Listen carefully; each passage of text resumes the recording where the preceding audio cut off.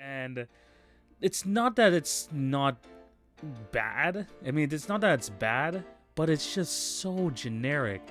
And not generic in the sense that the awards itself are generic, but they all look the same.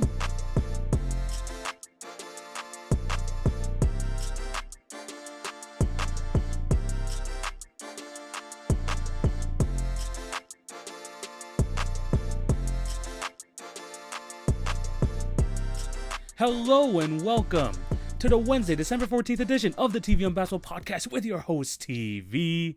Hope you're having a fantastic day and thank you for clicking on to watch or listen to today's episode. Before we start, I do have to plug my other platforms. Remember to follow at TV on Basketball on Twitter, Facebook, Instagram, and TikTok for updates on the podcast and for other great content. If you are watching on YouTube, remember to like, share, and subscribe, and hit the notification bell so you will not miss an episode. I'm going to be back to uploading, so you could definitely find that stuff over there. And if you're a podcast listener, if you're an Apple Podcast, remember to leave a review, subscribe, all that good stuff.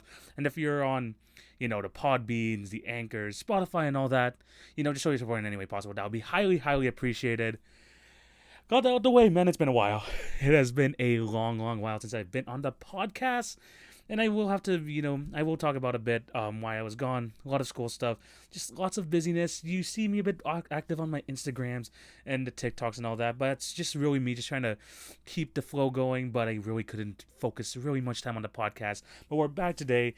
And we're coming back in a big way. Because I usually do a lot of stuff, especially in the quarterway mark of the season. Haven't been doing that yet, so we're gonna focus really. I don't want to get everything talked about today, but we're gonna have a really fun episode nonetheless, especially with the new news about NBA awards today. So that's a good preview of what you're gonna be able to expect from today's episode. But yeah, again, thank you guys for all the support on the Instagram, TikTok, and everything. And there might be something new brewing for the podcast. There might be a new page for it. There might be there's stuff going on behind the scenes. I'm not going to say much yet as we are still in the planning process. But the podcast might move somewhere else, guys, which is going to be really, really exciting. But we're still working out the semantics and everything, so be on the lookout for that. But yeah, there's the intro. I just want to get just all that stuff out of there just so you guys know kind of where we're at right now. And there's going to be some major changes happening in the new year or even potentially before New Year. So be on the lookout. Check out my page. I'm gonna definitely post a lot of stuff about it. Check the Twitters, the Instagrams, all that, and you'll be updated as to where you can find potentially next week's episode, maybe the week after that. But be on the lookout because major changes are coming, and I'm very, very excited for them. But we're gonna start today's podcast, and today's episode is gonna be something that I don't want to say I do this every year, but I have done in the past, and it's called the quarter-way season awards. It has definitely been over a quarter of a season. Some teams I think are near 30 games, so near 30 games played this season. So definitely more than a quarter of the way. But I'm still gonna be doing kind of my awards so far up to this point. We're recording this Tuesday, December 13th, and we're gonna be basically going through each of the awards and talking about who should be the favorites for each. And this works out very perfectly because there have been a lot of changes to the NBA the awards, not in terms of the awards itself, defensive player of the year, stuff like that. But the changes come in the names.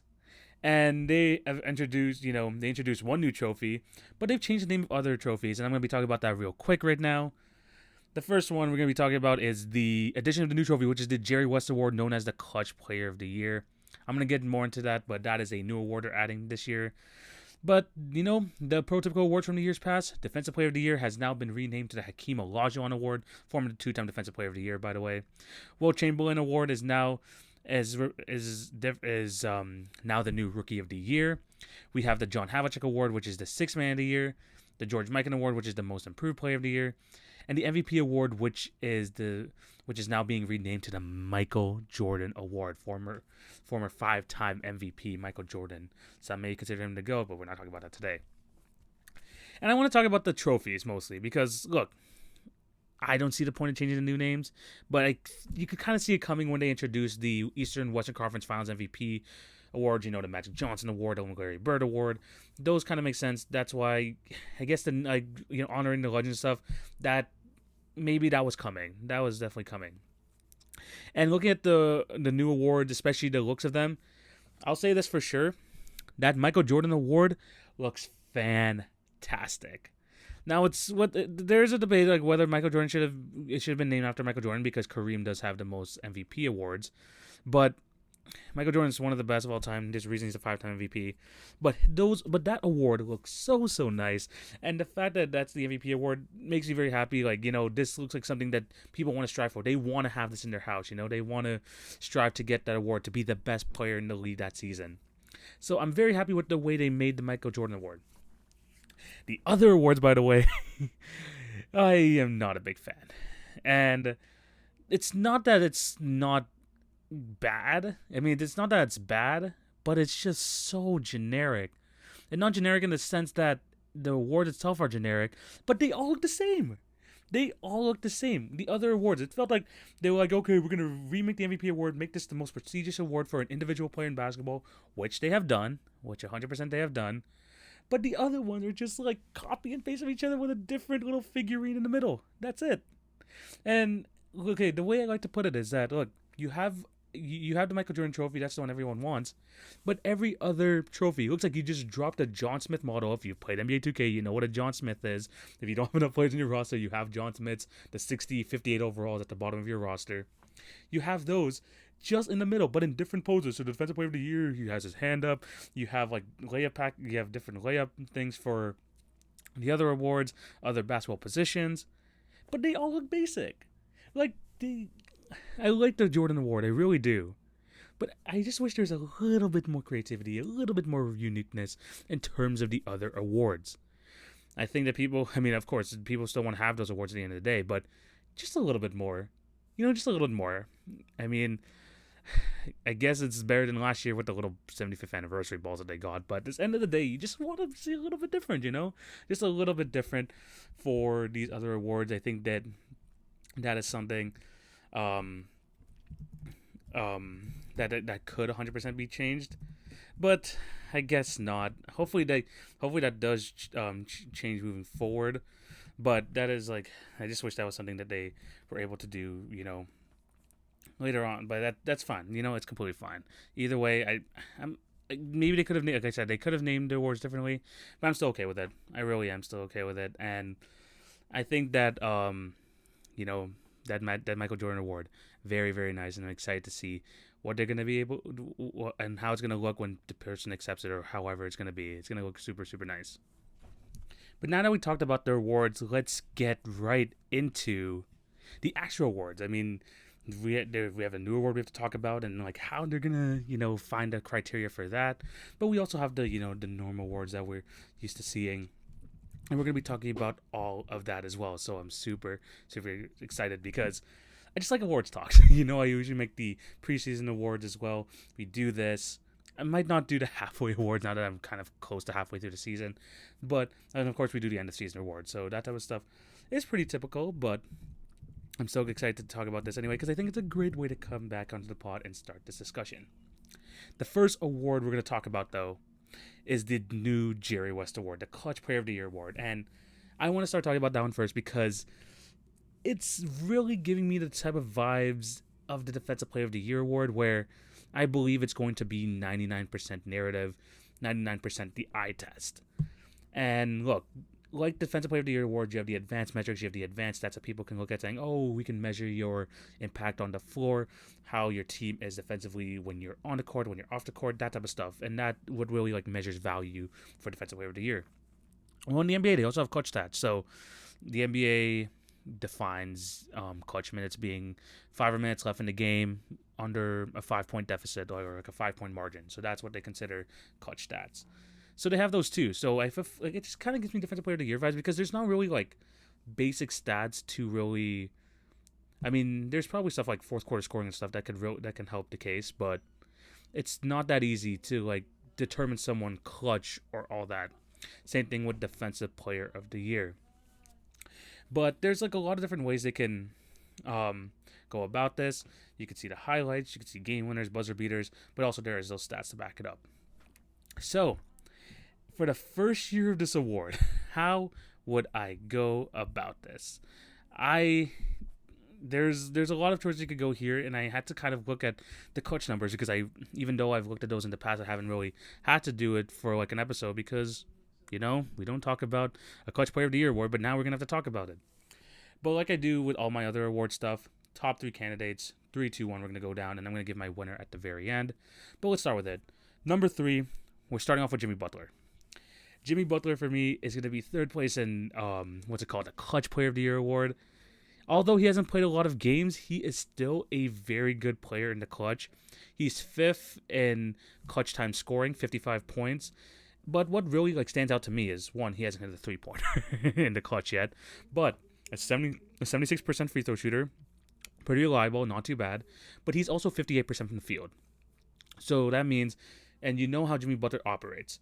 Get to a spot, rise up, bucket after bucket after bucket. And if you've seen Miami Heat games in the past, even over this past couple weeks or so, when Jimmy Butler has the ball in the final minutes and clutch time, he just knows how to make the right decision. And we've seen that over and over again with Jimmy Butler. It feels like at this point in his career, especially over the past couple of years, that he either plays really hard when the game is close and you really need him to get a bucket, or in the playoffs. Those are the really times you see Jimmy Butler shine, and so far in the clutch this season, he has been able to do so. So, Jimmy Butler, really good this year. Very high field goal percentage, especially in those clutch moments. I have him at number 3. Honorable mention Donovan Mitchell as well. He's been solid in the clutch. Number 2, and someone who has dominated clutch time stats last year and has been really good this year, but it's not talked about as much because his team has been pretty poor. But we're going to talk about DeMar DeRozan. And just like Jimmy Butler, when it comes to clutch time minutes, when it comes to DeMar DeRozan, their type of style, especially when they have the ball in their hands, is get to the spot, rise up, and it's going to go down on a good chunk of the time. Especially with DeMar DeRozan and his pull-up mid-range jumper. You're just very comfortable with that shot. So far this season, DeMar DeRozan, 61 points in the clutch, 40% from the field. And as you saw in the Hawks game before the Bulls inevitably lost, he can hit free throws when it really does matter. He's shooting at 92% from the free throw line during those clutch minutes. So DeMar, he has been in these situations a lot of times, and the Bulls really put the ball in his hands when it came down to these situations last year. He dominated those stats, and although he's not as dominant this year, he's still in a lot of those conversations. Yes, they're not winning as much, but DeMar DeRozan's showing up, and there's a reason why he's number 1 in clutch scoring as well. They have him up there, and there's also a stat here as well to measure. See, this is how you know. I don't really look at the stats much, but this is a really interesting metric. Clutch win probability added. It's a metric that measures how many more wins a player has added to their team because of his play in clutch situations. Sue me. I don't know what the formula for it is, but DeMar DeRozan's 4th in the league in it, 1.44 wins. So he has added almost a win and a half because of his clutch play this year. So he deserves to be in this conversation. That's why he's number 2. Coming in at number 1. And it feels like, watching the highlights, it does feel like this guy is clutch. But now looking at the stats, it just kind of verifies that even more. Number 1, I'm going Shai Gilgeous-Alexander. Yeah, I have him there at number 1 for this award so far. 60 points in clutch moments this year, 41% from the field, 33% from 3, and almost 93% at the free throw line. Again, very, very nice numbers. Shai Gilgeous-Alexander, especially for the OKC Thunder, he is clearly the best player. And when you want, buckets late at games, he is the guy you want. His step back jumper, it is deceiving. It doesn't look like it's going to go in, but it does go in.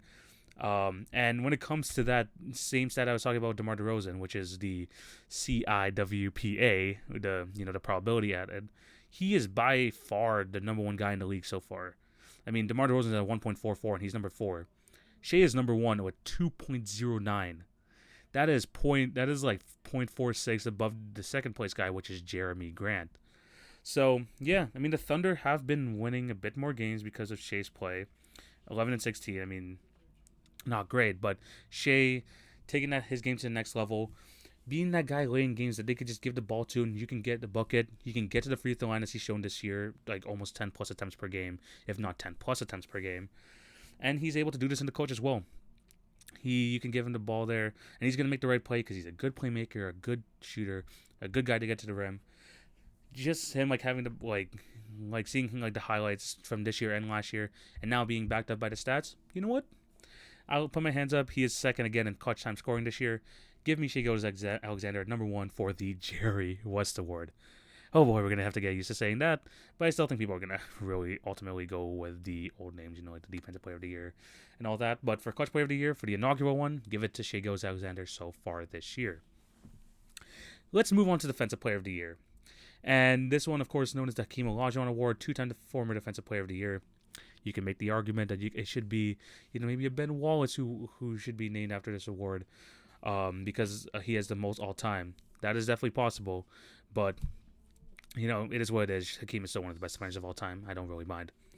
But let's go through these rankings. Number 3, give me Giannis Antetokounmpo, number 3 in my Defensive Player of the Year rankings.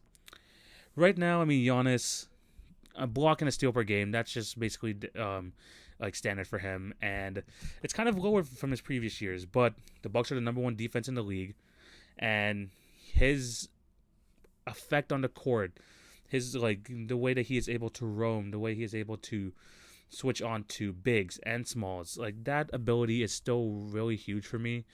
And I'm going to talk about his other teammate later because he has been absolutely fantastic this year, but I believe that Giannis still is one of the best defenders in the league just because of his ability to do both things.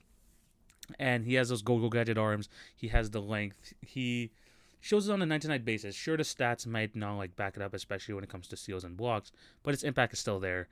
And his team being so good defensively is a huge part and due to him. So Giannis number 3. Yes, I'm going to have him there in my rankings. Number 2, a homer pick of mine for sure, but he's been absolutely fantastic this year, and I'm happy to see the type of progression he has made, because I'm going to be talking about OG Anunoby. Just looking at the basic stats in general, 2.4 steals per game, and then even looking at the deeper stats, he leads the league in total deflections with 4 a game. He recovers the most loose balls a game at 1.2 loose balls per game. And what really impresses me about OG this year compared to other years, and I know I'm talking about offense here, but you have to hear me out on this. His offensive role has taken a huge jump this year. He has been the Raptors' second best player, their second option on most nights. But even still, even with the offensive jump that OG has had, many players would take the step back, not take as many hard defensive assignments so they can reserve their energy for the offensive end. Not OG Anunoby, because this guy had in normal matchup this year against Kevin Durant, Jimmy Butler, Paolo Banchero, Donovan Mitchell, Jaylen Brown. Against OG Anunoby, they have shot under 40% from the field.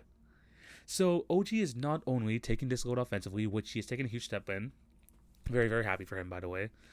But he is still taking on the best guys on the other teams. Sure, he may get cooked sometimes, but he is still one of the best, if a top 5 two-way player in basketball right now.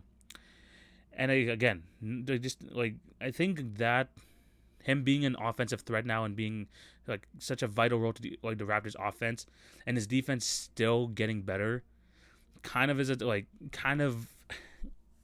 improves his case, because he is doing it on both ends of the court. I know this is just Defensive Player of the Year, but he is one of the league's best defenders while having this thing, if you know what I mean. I think that's what I'm trying to get at.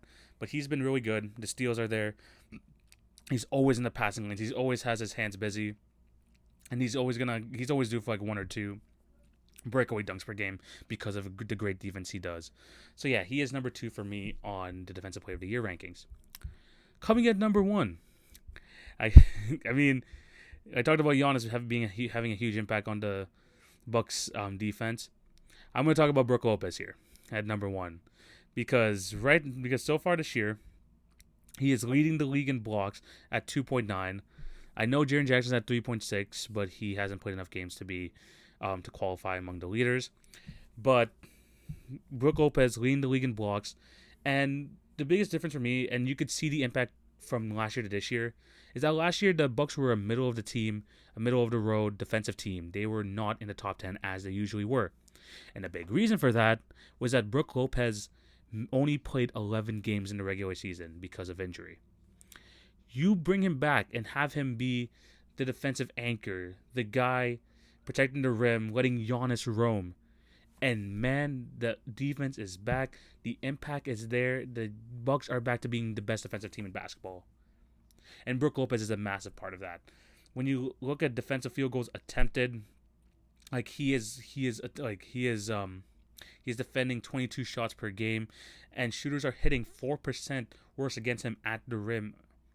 Like, Brook Lopez, I didn't think that he would be at this point in his career where he would be one of the best defensive bigs, and that would kind of be considered his role at the moment.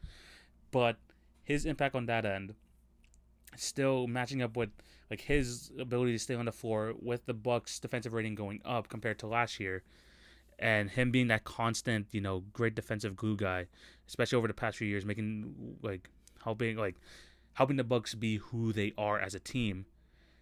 He is a big part of that. He is no longer the back to the basket, post guy that you would have to give, 20 touches a game to. This guy's Splash Mountain. He'll hit threes on the break, but he'll also be that rock in the middle, anchoring one of the league's best teams in the Milwaukee Bucks. So, number one so far this year for Defensive Player of the Year, in my opinion, give it to Brook Lopez. He's the Hakeem Olajuwon Award. Yes, that's what it is. Now let's move on to Rookie of the Year. And for this award, for me, it's been like three guys this entire year, and it really hasn't changed. I was really hoping that Keegan Murray would get more shine here, but his minutes have dwindled and his production is going low. So it really just comes down to these three guys. Coming in at number 3 is someone who's getting a lot of opportunity right now, mostly because his teammate has just opted for season-ending surgery. We're going to be talking about Jaden Ivey. So far this season, 25 games, 15 points a game, 4 rebounds, 4 assists, 40% from the field, 30% from 3, 72% at the line. He is a very solid rookie, and it just sucks that we haven't been able to see how he is next to Cade Cunningham, but he has been very good this year.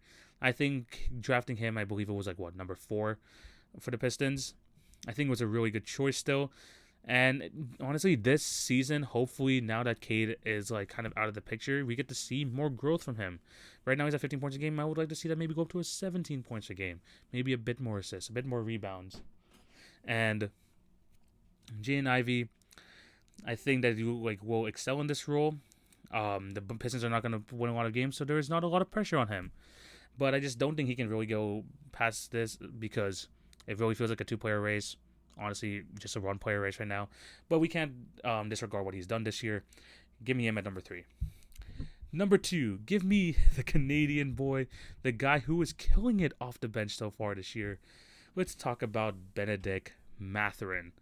So far this year, averaging 17.6 points per game, 4 rebounds, 1.5 assists in 28 games, 41% from the field, and 35% from 3. He has been just an absolute flamethrower off the bench. And, I might talk about him for another award, which actually, no. Actually, I didn't. Never mind. But I think that Bennedict Mathurin so far this year has shown that he is a great piece beside Tyrese Halliburton because he does not have to handle the ball most of the time. He can move off ball. And Tyrese is the perfect guy to feed him because Tyrese is the type of player who wants to get his teams involved, who wants to have, put them in the best positions to succeed. And that's what's been happening so far this year. And that has what has led to a surprising start for this Pacer team, to be honest, at 14-14 right now. Bennedict Mathurin, he's athletic, he's a flamethrower, he can get a bucket anytime, any place. He's very a fun player to watch, and although he has struggled in the month of December, he hasn't been killing it as he was in the month of November. I still think that he is going to have a massive impact on this team, and he is going to be probably the starter by next year, but he is going to have a massive impact throughout the remainder of this season. Hopefully his numbers continue to go back up because, honestly, he was running really neck and neck with Paolo in the first 4 or 5 weeks because he was at 20 points per game. He's kind of regressed to that, but he has still had a really good year, and I think he is a clear number 2 right now in the Rookie of the Year voting Wilt Chamberlain Award. Yeah, but number 1, it really is no surprise to anyone. It's going to be Paolo Banchero. Banchero. And in 21 games this year, yes, he has missed some games, but so far 22 points per game, 7 rebounds, 4 assists. Now, the percentages have not been out of this world. 46% from the field, 25% from 3, and also 75% at the line. But he has been absolutely excellent. Do I think he's going to be a superstar type player? No, but he's going to be a building block for this team. He's going to be a franchise cornerstone piece for this team. maybe actually no, maybe he might be a superstar. But at the end of the day, I just think he's been extremely, extremely impressive. He has assumed the number one scoring role for this team, and he is doing a really good job and not only getting his shots, but he has shown a great deal of playmaking throughout this year, which I didn't know was part of his game, averaging 4 assists per game. But he is good at deferring. He is good at letting other people work. I just watched him 2 back-to-back games versus the Raptors. He allows people like Franz Wagner to get going. He allows, he creates opportunities for people like a Cole Anthony who killed us in these 2 games. He's very, very good, and I think that the Magic are very comfortable with him at their number one pick, and I see what they see now. I mean, he has that superstar bravado to him. He does not feel like a rookie, and he is taking control of this team, and he's making sure he has that imprint. Not only offensively, yes, his defense is going to need some work, but the fact that he is not just getting his own shots, but he's getting other people's shots is very, very impressive as well. And honestly, he is running away with Rookie of the Year right now. That's why he is number one. I don't think anyone's really close at this very moment. Let's move on to the next award, and we're going to be talking about the John Havlicek Award, which is now the 6th Man of the Year. Now, this was very tough because it really comes down to 4 names on this list, and I had to kick one out, and I really didn't want to do this, and I think he might be able to sneak back in later on the season. But I'm removing Ben Mathurin. And it's mostly because of the struggles he's had in this last, during the month of December, for this past half month. But he is right on number 4. But there's 4 guys you really have to talk about, and that's what we're going to be doing right here. Number 1, we're going to be talking about so far this season in terms of 6th Man of the Year voting, Russell Westbrook. Russell Westbrook so far this year. I mean, he has started some games. He's only started 3 games, but coming off the bench, he has been really good. He has adapted his role very nicely, averaging 14.4 points per game, 6 rebounds, and 8 assists. Sure, the shooting splits are not great at 40% from the field and also 30% from 3, but he is still, he's doing his thing. He's doing his thing coming off the bench, and it has opened a lot of stuff up for the Lakers, and that's why there has been, an increase in success for this team. Yes, they're 12th right now at 11th and 15th, but it's been better. It has definitely been better, and Russell Westbrook is a huge part of that, coming off the bench, letting him do his thing. And that allows, the room to open up in the starting lineup for people like LeBron James to really do his thing, for Anthony Davis, who has had a phenomenal season so far when healthy. And Westbrook moving to the bench, not complaining, being able to still do his thing in that role. I think he deserves some 6th Man of the Year love. I talked about this in Marcus's episode as well. If you want to see that, I think it was maybe 1 or 2 weeks ago. But yeah, no, Russell Westbrook, he deserves to be in the 6th Man of the Year conversation. He does make it in slightly over Ben Mathurin for me. It's a narrative thing as well. But I have him at number 3. At number 2 is someone I don't think people are talking enough about in this award, but he has been excellent so far this year, especially as a new addition to the Boston Celtics. Let's talk about Malcolm Brogdon. 14 points a game so far, 4 rebounds, 4 assists. Very good all-around stat line. But what has really impressed me about his play so far this season, 50% from the field, 48% on threes on 4 attempts a game. And he's also still a 87% free throw shooter. He comes in, sometimes he ends games for this team, but he is such a steady hand coming off the bench and giving you a reliable 14 and just doing a little bit of everything defensively, offensively, has been such a godsend for this Boston Celtics team, who did not have much guard rotation in the last couple of years. You add in Malcolm Brogdon, now you have someone who can control the second unit calmly, someone who can close games for you at the end, and you can trust it with the ball in his hands. He doesn't turn over the ball much. He has the ability to pass at a pretty decent level. He's just reliable. He is just a reliable piece, and I don't think people are talking enough about his good play for the Boston Celtics, but his game has unlocked a lot of things for this team, and he's a pretty underrated reason why they are the number 1 team in the league so far this year. Having that consistent bench scorer, being able to do a little everything, and just, someone to handle the ball. You don't have to have Marcus Smart as your true point guard every single time now. You don't have to have the ball in Jason Tatum's hand all the time at the end of games now. You have another piece and someone who is very reliable in Malcolm Brogdon, and he has been able to showcase that this year, and I've been very, very impressed with his output. I mean, sure, he's been injured here and there. He's missed 5 5 games so far this year. But that's what comes with Malcolm Brogdon. But I think as long as he's healthy for the playoffs, he is going to make a massive impact on this team. And he's going to be a key reason as to how far they can go. His production for sure. But at number 1 so far this year, some people are calling him out for having a bad season so far, but I still think he's been pretty good. Give me Jordan Poole. 18 points a game, 4.5 assists, 2 rebounds. The percentages are down a little bit. The percentages are down at 43% from the field and 32% from 3. But I still think that his impact kind of goes underrated. Maybe people were overrating him too much at the beginning of the season, saying that he is going to be the next all-star for this team. He's going to be like the next franchise cornerstone piece for the Warriors after the Steph, Clay, and Draymond era. But what we really need to understand with Jordan Poole is that he is a bucket. There's a reason why they want to keep him around, because when Steph and Clay don't have it going, even Andrew Wiggins, like they're the top 3 scorers on the team so far, he's the 4th guy there, and he's still averaging 18 points. That is very valuable to this team. And not only that, he is still a decent passer. His turnovers are pretty bad, at 3 a game. But at the end of the day, you have like that guy off the bench to absolutely give you a bucket, can run the offense. And for the most part, I mean, he has provided you some massive minutes in the playoffs last year. And so far in this regular season, sure, he hasn't maybe lived up to the contract, but he's still putting up very good numbers on, yes, a struggling Warriors team so far this year at 14-13, but I think those numbers are going to improve once they get their flow going, once they settle their rotations. You're going to see Jordan Poole excel even more. He's only playing 28 minutes a game as well, which is 2 less, and he still has these type of numbers.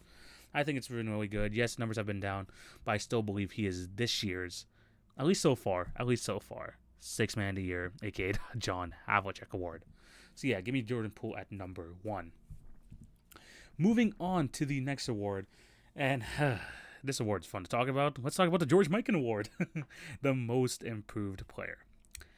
And throughout the season, there's really been 3 guys. Honorable mention to Bol Bol.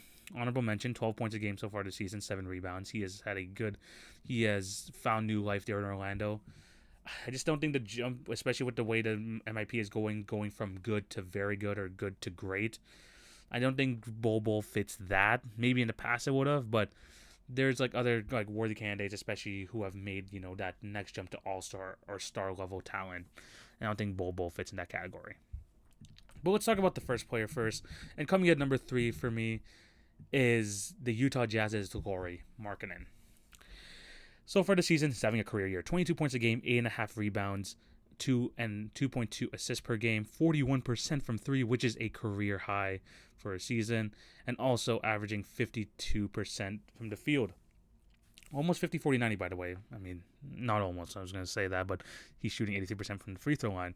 But still, he is having a fantastic season, especially on a Utah Jazz team who, yes, have fallen off since their really, really hot start. Now they're number 10th at 15-14. But he has still had a fantastic year, and if we look just on these first 29 games in general, he should still be in the race for most improved. He has taken his game to the next level, and what I really like what the Jazz have been doing with him this year is giving him the chance with the basketball, giving him like opportunities in the paint, in the post, giving him not just being a 3-point shooter. Yes, he's still averaging 6.4 attempts per game, which is tied for his career high, but they're putting him in other positions, which the Bulls nor the Cavs have been able to do. So yeah, he's playing extremely well this season. That All-Star nod is getting less and less likely because of how much the Utah Jazz have been struggling. But I still think Lauri Markkanen has been really good so far this year, and he deserves some love in the most improved player race. Coming at number 2 is someone who has taken that jump from pretty good, nice young upcoming player to, man, this guy's probably going to be a first-time All-Star this year, and that's going to be Tyrese Halliburton. Now, last year if you're looking at just the Indiana Pacers stats, 17.5 points per game, 9.6 assists, it's pretty similar. But now, as in terms of like his production this season, more points per game, leading the league in assists at 10.8, and his percentages are really, really good. Almost 40% from the field, 47% from the field, almost 40% from 3, and 86% at the line. He can score, but that's not his primary focus, even though he is the leading scorer for the Pacers. It's getting others involved. That's why you see Buddy Hield averaging 17 a game, Benedict Mathurin, Miles Turner averaging 17 points a game. Tyrese Halliburton is putting these guys in such good positions to succeed. He is looking like someone who would be knocking on the door of a potential top 5 point guard discussion. Maybe not this year, maybe not, but maybe next year or the year after. He will be in that conversation. And when you talk about the league's best playmakers, you have to include him in that conversation. A top 3, you can make the argument for top 3 playmaker in the league. Because he is doing, the crazy jump passes. He has like the eyes at the back of his head type thing. He is just a very good point guard, and is someone, especially like with such a surprising like record the Pacers have right now, being 14-14. He deserves some love, and I think that him potentially winning Most Improved is a big opportunity for sure, and I think that he has a chance to do so far this year. His stats really back it up. I think he is number 2 on this list. But number 1 comes as a surprise to no one, especially if you know my John Morant take from last year. I said he was going to win Most Improved, can take that superstar jump. We're seeing this with this guy as well. Let's talk about SGA once again. Shai Gilgeous-Alexander. Insane season so far. 31 points per game, 6 assists, 4.5 rebounds, 93% at the free throw line on 10 attempts, by the way, 50% from the field, 32% from 3. Does everything for this Oklahoma City Thunder team, and for most of the time they stay competitive because of Shai Gilgeous-Alexander. I talked to him about his like clutch productivity, and that's why I believe he's going to win the Clutch Player of the Year award so far. But when looking at just his jump, I mean, his previous career high in points per game was last year, 24 points a game. Yes, he's had maybe 1.1 less assists, 0.5 less rebounds, but his role has increased, and he wants to show the league that this OKC Thunder team is just no longer a push around. He is going to be an All-Star this year. I am almost guaranteeing it. But he's trying to make this Oklahoma City Thunder team competitive. Sure, it's still going to be a struggle because they don't have the best talent in the world, and his number 2 is being Josh Giddey is not the best thing in the world. But still, Shai Gilgeous-Alexander is him. He is, I talked about in Marcus's podcast as well, he is the future of Canada basketball. And now he has shown that he is someone, not only can you give the ball throughout the entire game, but you trust it with the ball in his hands at the end of games.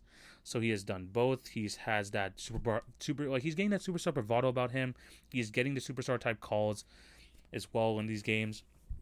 I think he's really coming into his own, and like with the opportunity he has, even without Chet Holmgren, I think he wants to get out of that OKC mindset, especially the last few years, which is tank. They're going to keep trying, and a game against the Oklahoma City Thunder is not a day off whatsoever. So shout out to Shai Gilgeous-Alexander, a career year for him. I think he is number 1 so far this season for the George Mikan Award, a.k.a. the Most Improved Player. Funnily enough, out of all the things that have changed, one coaching thing, one award hasn't changed, which is the Coach of the Year. But we're still going to be talking about who should be winning this. And we're going to be talking about the top 3 candidates. Coming in at number 3 for me is a little bit surprising because he is not coaching one of the top teams in basketball, but he is definitely putting the rest of the league on notice, especially with how good the Beam team has been. Let's talk about Mike Brown. Yes, Mike Brown, 14-11 record, 5th place in the West. I have him 3rd place for Coach of the Year. I think him making the Kings almost a borderline top 5 offense in the league, and if you look at the defensive rating, they've been solid at 12, which is really good for a Sacramento Kings team who is not had a good track record for good defense. They've been in the bottom 10 for a lot over the span ever since not making the playoffs in 2006. But Mike Brown is really changing the culture there, opening up opportunities for players like De'Aaron Fox, Sabonis, Kevin Huerter. He has unlocked very well for this team. Malik Monk, getting all these guys their chances, getting them all opportunities, and they're succeeding, and they're winning games. I mean, they're 5th in the West. That's really weird to say about the Sacramento Kings, but they are playing that well. Bringing in Mike Brown has really changed the culture for this team. They finally have a coach that they look like they're buying into. You could tell by his energy on the sidelines, the way he talks to the players. You just love to see the type of strides that the Sacramento Kings are making. By the way, I get to watch them tomorrow versus the Raptors. But excited to see how that team's going to play. But yeah, I think that he deserves a little bit of flowers. I'm not going to put him, 2 or 1. I think that's a bit overzealous. But I'm going to put him at number 3 for my Coach of the Year rankings. Coming at number 2 is the coach of the best team in the league so far this year. Let's talk about Joe Mazzulla of the Boston Celtics. After all the controversy surrounding Ime Udoka during the offseason or even in the preseason, bringing someone like Joe Mazzulla, yes, he has been part of the team for a while, but there is a lot of pressure on him, especially with a Boston Celtics team that is coming off a finals appearance, winning 2 games against the Golden State Warriors. There's a lot of pressure, especially with how good Ime Udoka was able to turn around the season for the Celtics last year. But the Celtics still are carrying that momentum over to this year. Yes, they've lost their last 2 games to the Clippers and the Warriors, but one thing that's been really has me impressed by for them is their offense. The best offense in the league. Offensive rating of 120. 120. And you have people like Jason Tatum playing at a superstar, top 5 player level, getting the best out of Jaylen Brown, 26 points per game on that side. Not having a bad defense at 12 still. I mean, it's not as good as last year, but it's still solid. And Joe Mazzulla, it seems like they still have, that same swagger from last year. And they're really buying into his system, and he is really trying to carry over that momentum which made them so good last year over to this year. And I thought they would take a step back with Ime Udoka not on the bench. Joe Mazzulla has just picked things right up. I think that they're still gonna be one of the top 3 candidates by the end of the year. The problem is it's gonna have to be them versus the Bucks, type of thing. But Joe Mazzulla is getting the most out of these guys. Out of a tough situation in the beginning, he is able to pull them through, and they are still killing it. They're still killing it. They don't have to try as hard on the defensive end because they're just putting up points, and more points. Joe Mazzulla's system is a big part of that. I have him at number 2. Especially coming into a tough situation he deserves a lot of flowers. That's why I have him in that position. Coming in at number 1 is I can't believe that this team is currently on a 7-game winning streak and is number 1 in the West, especially for the most part without their second best player in Brandon Ingram. Let's talk about the New Orleans Pelicans and Willie Green. Yes, Willie Green. We saw, shaded. This feels like the Phoenix Suns thing from when they went 8-0 in the bubble, and then they took that next step to the NBA, to the NBA Finals the year after. I'm not saying that's going to happen the same with the Pelicans, but you could see shades of it because last year in that first round versus the Phoenix Suns, we saw them push the Suns to their limit, which I don't think the Suns were expecting to, and you could see just like a lot of potential in this young team with the Trey Murphys, with the Jose Alvarados, Brandon Ingram, of course. You had the addition of CJ McCollum, Jonas Valanciunas. You saw all those pieces coming together, and then you're thinking, Zion's not even playing yet. And maybe you add him to the team, this team goes to a whole nother level. And so far this year, it has proven to be that. You have Zion playing 21 games so far this season, 25 points, 4 assists, 7 rebounds. You haven't had Brandon Ingram for half the year so far, and you're still putting up wins. CJ McCollum averaging 17, 6 and 5. You're getting good contributions from people like Herb Jones, Alvarado, Larry Nance, Trey Murphy. Dyson Daniels has had some really effective games so far this year. And a lot of that has to do with the system that Willie Green has implemented, because they are top 5 in offense right now. They are top 5 in defense, and Willie Green, I mean, you've seen some of his in-game huddles from last year. He really knows how to get these guys unlocked, how to get these guys engaged, and now it's contributing to wins. And a big part of that again is the return of Zion Williamson. But the seeds were planted. The foundation was built from last year. You have that winning culture. You have the things look, we may not be, as good as the Suns were last year, but we are going to fight. We are going to take them to their limit. And now you add someone like Zion Williamson, who could be a bona fide superstar. Add him to that team. That unlocks so much things for that team. That unlocks so much. And now you see the depth of this team. I mentioned about the Trey Murphy and stuff. I haven't even talked about how Devontae Graham who is slipping out of the rotation. Jackson Hayes has only played 9 games so far this year. And it has really nothing to do with injury. He's just being phased out of the rotation. That type of stuff. It's just a very, very deep team. A system, the team has bond to Willie Green's system, and I'm just very happy to see them succeed here. And I think because of the success so far the Pelicans have had, I have to say that Willie Green's the coach of the year so far through just over a quarter of the season. I have him at number 1. Now let's move on to the final award. Let's talk about the Michael Jordan Award, the MVP award, the best looking award. And it really comes down to three people. Once again, I mean, it's not the three people I was talking about at the beginning of the season, but I think it's still a very fun race. I'm not gonna talk too much about this first guy because I talk about him almost every episode on the show. Let's talk about Giannis. I have him at number 3 so far. Yeah, 31, 11, and 5. Yeah, that's Giannis for you. I mean, that's just what you look at when you look at Giannis Antetokounmpo. They're still the second, they have the second best record in the league.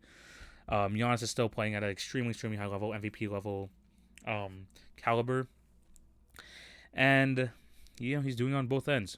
This is what Giannis does. He's always going to be in these conversations. Maybe if the Bucks are past the Celtics, there might be a better chance of him winning it. But so far, I still think he deserves to be in this race. He's number 3. The Bucks are doing very well, and he's doing all he can. He's doing Giannis type things at age 28, right in his prime, continue to do his thing. People are worried about the free throws because of the amount of things that's been kind of plaguing him with like the whole ladder situation and the getting called for the free throw violation again. But 62%, yeah, it's the lowest of his career, but I think that'll improve. But he's still doing everything else. That's what Giannis does. He is elite almost everywhere else in terms of driving to the basket, in terms of the defensive end. That's what he does. He's just going to continue to play at an MVP level. Honestly, the only chance that he gets to winning this is if the Bucks run away with the best record. I don't see that happening, but I think that Giannis will still be in the discussions all year round. Coming at number 2 for this award is the Wonder Boy. Yes, his team is 14 and 13, 8th place in the West, but I don't mind. Give me Luka Doncic. 33 points a game, basically 9 rebounds, basically 9 assists per game, 34% from the free throw line, and honestly, most impressive, 50% from the field. Very, very impressive, 72% from the free throw line as well. He is the offense. They have built this team around his strength, passing the ball out, just getting a bunch of shooters around him. Yeah, I mean, this is what Luka Doncic does. And he is leading the league in scoring so far this year. He is still facilitating at a high level. And, yeah, his team is not rolling to wins, but but them being in these games is a testament to how good Luka Doncic has been. Yes, it is more of the Russell Westbrook case, I know, but his stats are just too insane to deny, especially his all-around game, Luka Doncic. So, yeah, I mean, I didn't have him as in the MVP discussions before the season because I thought the record was going to be a problem, and it probably will still be, but you can't deny these stats, man. There's sometimes you just have to look at these stats and just be like, this is not just these are historic level numbers that Luka Doncic is putting up, and sometimes you just have to throw your hands up and be like, that's what he does. That's what Luka Doncic does, and he deserves to be in this MVP case. But I have him at number 2. He is very, very good, and hopefully this Mavs team turns it around. Maybe a change has to be made, but Luka Doncic is going to continue to do what he does. But coming in number 1 for me is from the Boston Celtics, and I said that this guy could be a future MVP, but he's having a career. Let's talk about Jason Tatum. So far this year, 30 points per game almost, 8 rebounds, 4 assists, a steal and a block per game, which is very good, which is especially a career high in blocks for him. 86% from the free throw line, 36% from 3, 47% from the field. He just looks like, barring the last 2 games, he has struggled. Yeah, especially against the Golden State Warriors, he did have a struggle fest type game. And also with the Clippers, but besides those 2 games, he has played absolutely phenomenal this year. I've been just so impressed by the way that he is able to, just be a lot more composed in his play. The way his defense, especially watching that Raptor game, the fact that he was absolutely everywhere on the court as well has been super impressive. So far this year, he's had a 49-point game, a 43-point game. He's had multiple 30-point games. I know Luka has had the 40-point triple doubles. Yeah. But the Celtics are the number 1 best team in the league right now, a historically great offense, and Jason Tatum is the leader of all that. His defensive play has been able to have him guard some of the best players on the other team, and his evolution to this point in his game, being a leader of this team as well. Getting he's an underrated playmaker in my opinion. Forces game is actually not too bad for a small forward. Getting allowing Jaylen Brown to do his thing as well, averaging 27. Jason Tatum's just insane, and so far this season, I think, paired up with the best record, paired up with his MVP caliber stats, I think he is the current MVP right now. Giannis might have something to say, but I think, again, vote fatigue might hurt him. Luka Doncic, the record might hurt him. Tatum has the stats. He has the record. He hasn't won it before, so I think that really does help his case with these voters. But, yeah, so far this year, give me Jason Tatum number one for the MVP vote. Give him the Michael Jordan Award there at number one. But yeah, those are my picks for awards this year. Every single award. Let me know down below what you guys think. It's been a while since I did a long episode, but here we are. Just let me know what you guys think. If I miss anybody, if I have an award wrong, let me know down below. But I think this is where we're going to today's episode. Thank you guys for watching or listening. Remember to subscribe if you're on YouTube. Hit the notification bell and everything. If you're on Apple, subscribe. If you're anywhere on like the Spotify's, Anchor, and all that, just continue to show your support anywhere possible. Remember to follow at TV on Basketball, Twitter, Facebook, Instagram, TikTok, for updates on the podcast, to see where the situation of this channel is going, the situation with the podcast going forward. You can find all the updates of that on my social medias, because again, there might be some massive changes, and I want you guys to be on that journey with me. So just keep following the socials. You'll see some changes very soon. Just be on the lookout for that. Again, thank you guys for all the support. I know it has been a while since I've posted, but I'm back, and there's going to be a lot of great content going forward. And with the new changes to the podcast later on, you might see some new content on the TikTok as well, so be on the lookout for that. But yeah, this is where we're going to today's episode. Thank you guys for watching. Thank you guys for all the support. Hope you have a fantastic day. This is TV signing out. Take it easy, guys. Peace.